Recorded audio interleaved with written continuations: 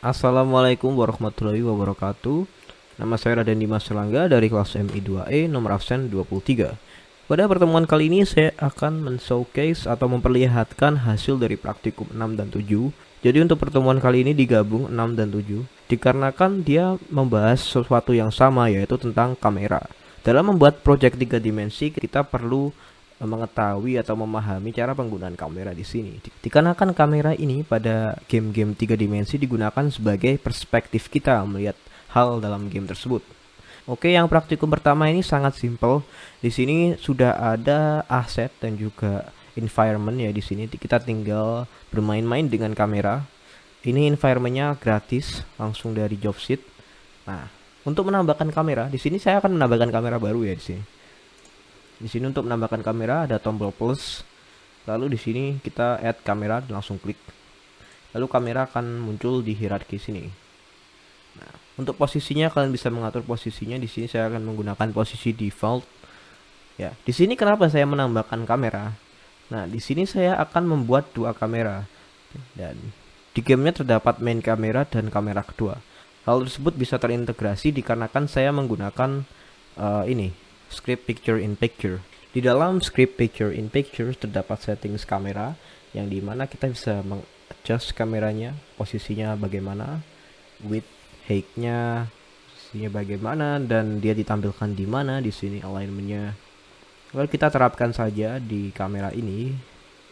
Nah, di sini dia muncul seperti ini, left align. Di sini saya klik left.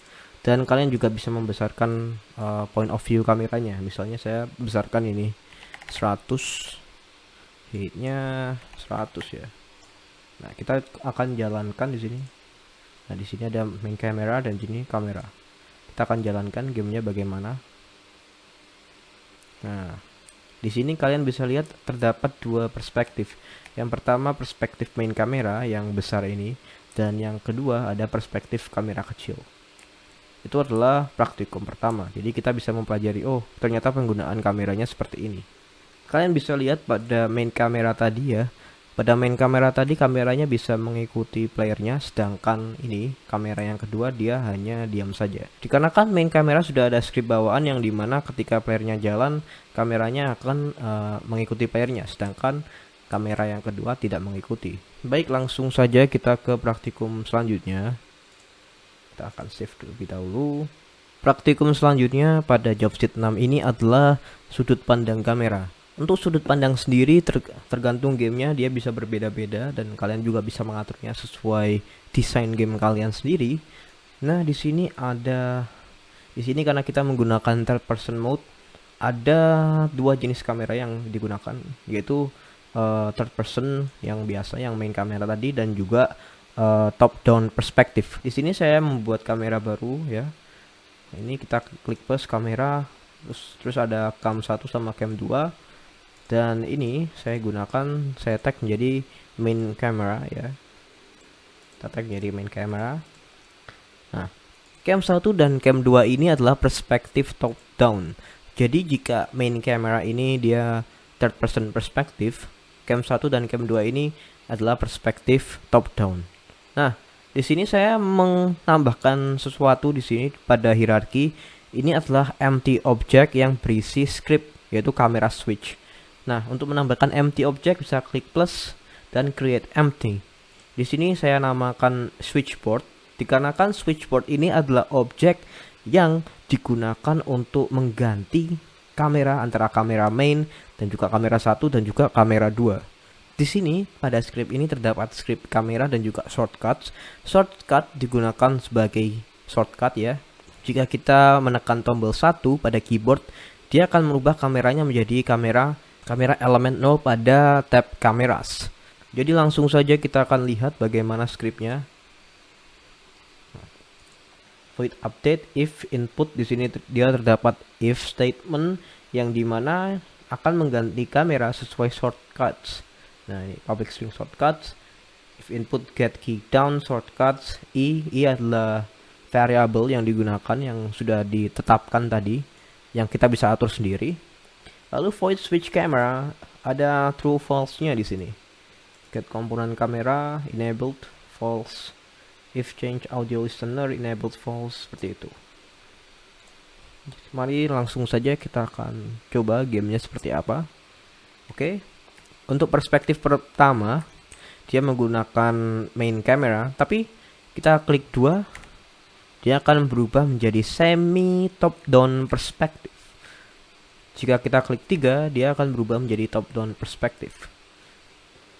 Pada praktikum ketiga adalah praktikum kamera, di mana sebuah kamera dapat digunakan untuk mengcapture sebuah scene. Nah, pada praktikum ketiga ini dia menggunakan dua gambar pada kanvas di sini. Ada frame dan juga foto. Nah, frames digunakan untuk menampilkan sebuah frame, tentu saja. Di sini memang agak berbeda perspektifnya dikarenakan saya menggunakan kanvas. Jadi dia mengikuti kanvasnya, tapi saat gamenya dijalankan objek framenya akan berada di tengah sesuai dengan posisi yang sudah diatur. Lalu untuk foto dia adalah image namun tidak memiliki tekstur. Untuk menambahkan image sendiri pada hierarki kita bisa klik plus, klik UI dan juga pilih image. Di sini saya atur untuk fotonya tidak memiliki tekstur tadi. Lalu untuk frame-nya saya atur seperti ini. Lalu yang dapat merubah dan capture screenshot-nya adalah sebuah script pada main camera. Jadi di sini main kameranya saya terapkan sebuah script yang bernama screen texture script. Jadi di sini saya tinggal menambahkan foto GUI dan juga frame GUI. Untuk foto GUI sendiri dia menggunakan ini image foto dan juga frame menggunakan image frame. Jadi nanti frame-nya ini digunakan untuk mengcapture layar yang berada di frame-nya, dan foto digunakan untuk menampilkan hasil foto capturean dari frame tersebut. Untuk scriptnya sendiri dia seperti ini. Oke, langsung saja kita akan coba bagaimana hasilnya. Oke, sebentar saya scale-nya seperti ini. Oke, ketika kita klik kiri, dia akan menampilkan screen pada layar. Wait, karakter saya tersandung. Ketika saya klik kiri, dia akan menampilkan sebuah foto pada layar, yang dimana foto tersebut berupa screenshot dari game yang dimainkan. Terakhir pada job sheet 6 ini dia ada tugas praktikum, yang dimana tugas praktikum tersebut dia menampilkan semua hal yang sudah dipelajari pada job sheet 6 ini. Misalnya ya kamera 1 tadi, switch kamera, dan juga penggunaan kamera kedua dan juga kamera yang digunakan untuk screenshot. Seperti biasa sama dengan yang project-project tadi. Di sini saya menambahkan frame dan foto pada kanvas, lalu ada screen texture dan juga scriptnya. Langsung saya drag and drop pada main kamera. Lalu ada cam 1 dan juga cam 2. Dan juga ada empty object bernama switchboard. Kalian bisa mengganti namanya sesuai dengan kalian, dikarenakan ini kita bisa langsung drag and drop pada codingannya dengan menggunakan codingan yang sama, yaitu kamera switch.js atau .g-sharp. Seperti ini bentuknya. Lalu ada objek kamera yang digunakan sebagai kamera kedua atau still kamera tadi dengan menerapkan picture in picture script seperti ini. Oke, baik, hasilnya ketika di play adalah seperti ini. Berikut adalah hasil ketika di play. Ya, kita klik 1 berubah perspektif jadi 3 dimensi, klik 2 perspektif jadi sedikit top down, dan klik 3 dia menjadi top down. Lalu kita bisa klik kiri, dia akan meng-capture hasil gamenya seperti ini. Dan ada kamera kedua pada sisi kanan karakter, yang dimana kamera tersebut tidak bisa bergerak mengikuti karakter. Hanya main kamera yang bisa bergerak mengikuti karakternya. Berlaku juga pada perspektif tadi. Perspektif ini belum disetting untuk mengikuti karakternya. Baik, begitu saja untuk job sheet ke-6. Lanjut ke job sheet ke-7. Langsung saja kita akan lanjutkan ke job sheet 7. Untuk yang pertama, job sheet 7.1 adalah efek kamera. Di sini saya menggunakan package yang dimana terdapat image effects yang telah disediakan oleh pihak kampus. Untuk menambahkan effects tadi, kalian bisa menggunakan asset dan juga import package, lalu kalian pilih custom package, dan pada custom package ini tinggal diarahkan di mana tempat folder atau tempat efek tersebut disimpan, efek package tersebut disimpan. Selain itu kalian bisa langsung double klik sebuah aset ya. Misalnya di sini ada package effects yang tadi yang saya gunakan. Kalian bisa langsung double klik dan kalian tinggal import saja tanpa harus menggunakan aset tadi. Oke.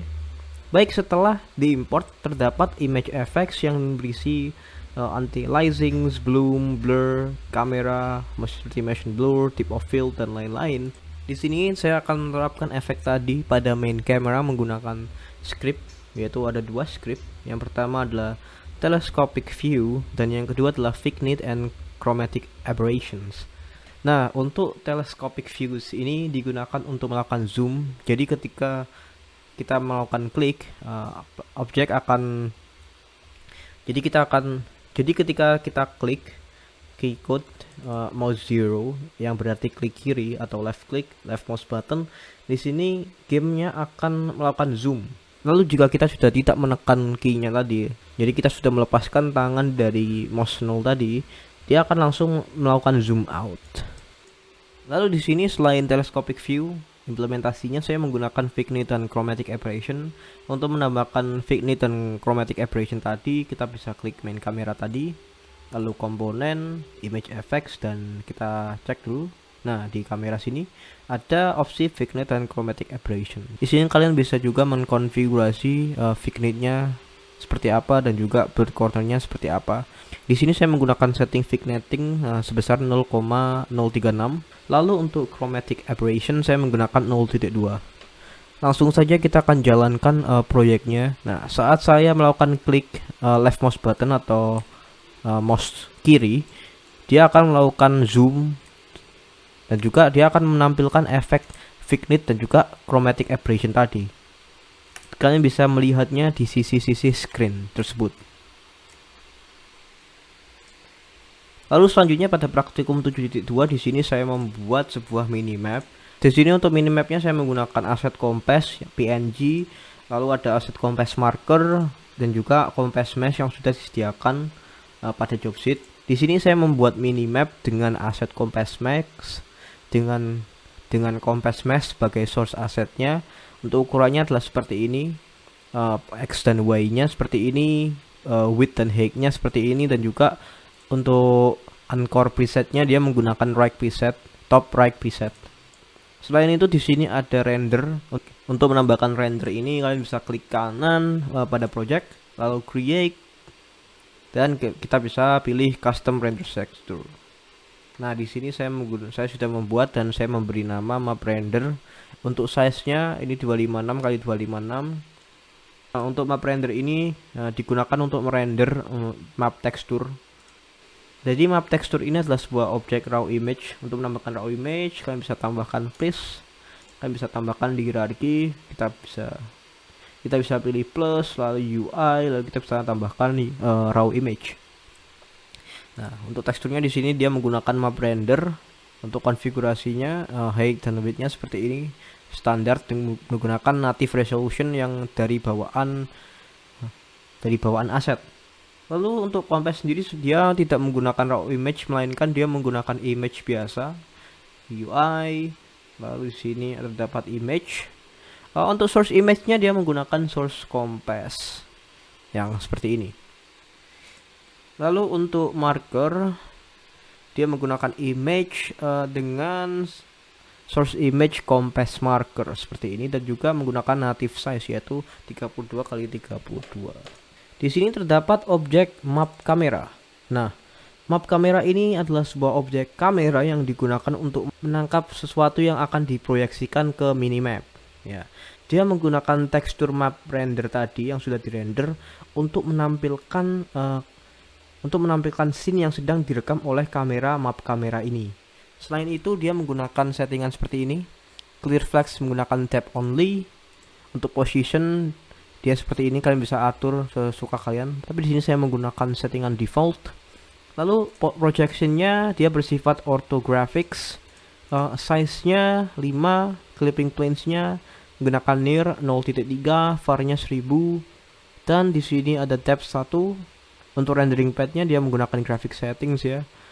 Dan di sini saya mencentang occlusion culling-nya, target teksturnya tadi map render, dan jangan lupa untuk menonaktifkan audio listener di sini dikarenakan hanya satu audio listener yang dapat berjalan pada sebuah scene, pada sebuah kamera.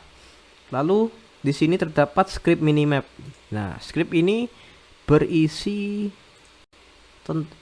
tentang transformasi, misalnya transformasi targetnya sesuai dengan karakter kita berjalan. Jadi dia akan menampilkan map yang di sekitarnya karakter sesuai karakter tersebut berjalan menggunakan minimap C# tersebut.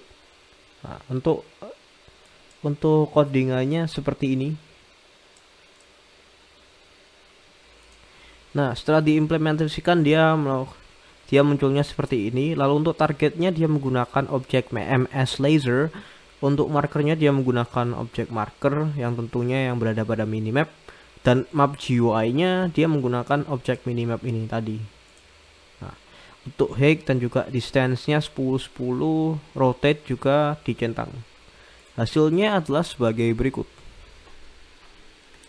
Nah, di sini terdapat sebuah minimap pada top right gamenya yang menampilkan posisi di mana karakter sekarang sedang berada.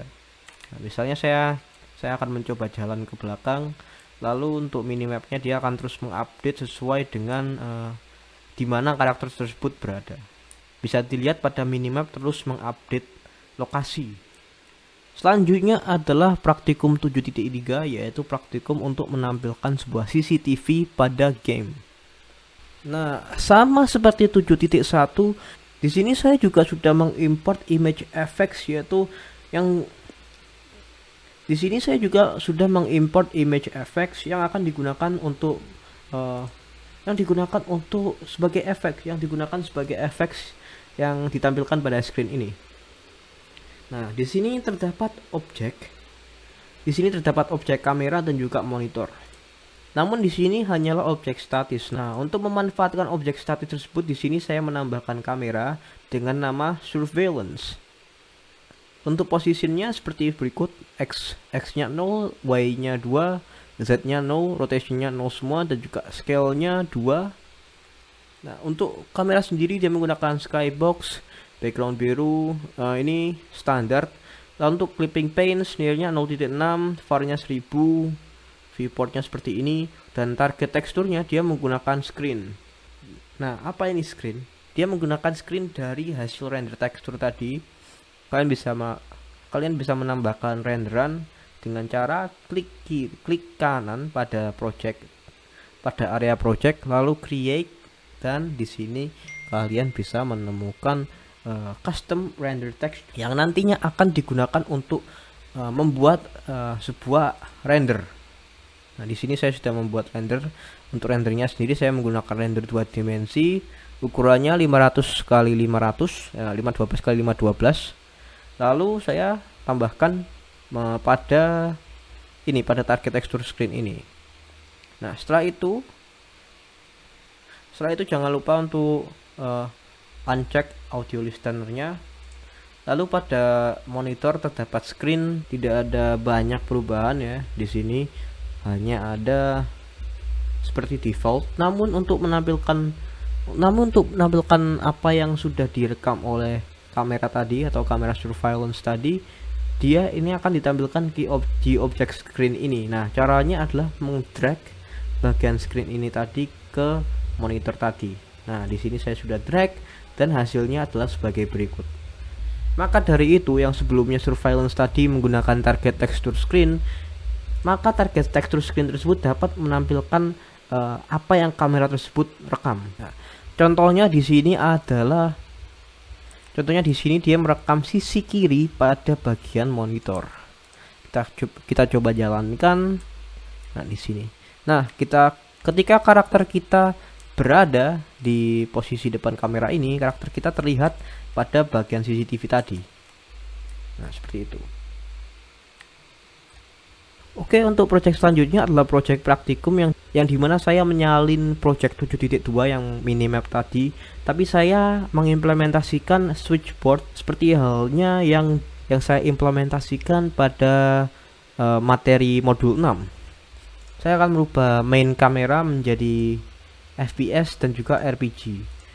Di sini untuk switchboardnya sendiri adalah sebuah empty object. Untuk menambahkannya, klik plus di sini lalu create empty. Di sini dia menggunakan kamera switch untuk mengganti posisi kamera. Scriptnya adalah sebagai berikut ini. Lalu di sini saya menyalin multipurpose camera rig ini menjadi dua salinan, yaitu FPS dan RPG. Saya beri nama FPS dan RPG untuk membedakan. Saya menggunakan posisi X0, Y-nya 1.73, Z-nya 0.5. Lalu untuk cam-nya dia menggunakan posisi 000. Dan jangan lupa untuk uncheck audio listener pada cam 1 tadi. Lalu untuk RPG, untuk pivotnya dia menggunakan posisi X1, Y-nya 6.5, Z-nya negatif 12.38. Untuk rotationnya dia menggunakan 33.73, Y-nya 0, Z-nya 0, dan scale-nya 111. Untuk cam-nya sendiri posisinya sama seperti yang pada kamera 1 fps tadi. Di sini mengapa saya menyalin multipurpose camera rig? Dikarenakan multipurpose camera rig dia sudah mengimplementasikan sebuah kamera yang dapat mengikuti gerakan playernya. Maka dari itu saya menyalin objek multipurpose camera rig ini. Oke, selanjutnya saya akan menjalankannya. Nah, ini untuk tampilan pertama. Lalu kita akan switch ke tampilan kedua. Ini adalah tampilan FPS. Nah, seperti ini. Namun terdapat beberapa bug di sini. Nah, untuk kamera ketiga, ini adalah kamera RPG. Untuk kamera RPG kalian bisa mengkonfigurasinya agar top down perspektif atau perspektif seperti ini juga biasanya digunakan untuk game-game RPG. Walaupun memang kebanyakan menggunakan model third person seperti ini. Nah, oke. Baik, seperti itu saja presentasi dari proyek saya. Ini totalnya ada 8 build yang akan saya kumpulkan, dan juga saya menggabungkan laporan 6 dan 7. Baik, terima kasih sudah menonton video ini. Wassalamualaikum warahmatullahi wabarakatuh. Selamat menjalankan ibadah puasa.